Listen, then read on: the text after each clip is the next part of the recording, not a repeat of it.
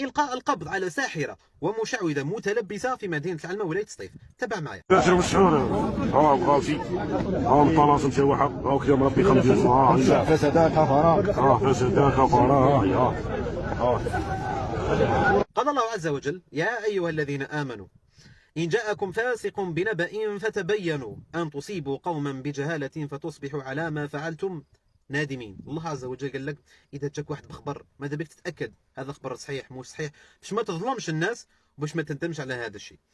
امرأة مغتربة كانت عايشة في فرنسا ولا في أوروبا، جات للجزائر بدأت تمارس في دينها متنقبة سبحان الله. كانت هازة ورقة ولا كراس فيه كلمات باللغة الفرنسية واللغة العربية، كانت تترجم القرآن للغة الفرنسية باش تفهموا، بما أنها فرنكوفونية أو مغتربة لا تجيد ولا تتقن اللغة العربية. شافوها واحد الجهال جبت التليفون صوروها ساحرة مشعوذة، هي تقول لهم اعطوني الستار، شوفوا الثبات تاعها، اعطوني الستار نستر روحي. الستار تاعي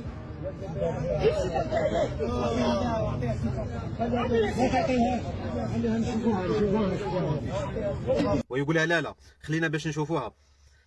لا حول ولا قوة إلا بالله. وش شعوركم يعني بعد ما خربتوا لها دارها؟ وش شعوركم بعد ما قذفتوها بأكبر القذف أنك تقذف امرأة عفيفة شريفة بأنها ساحرة؟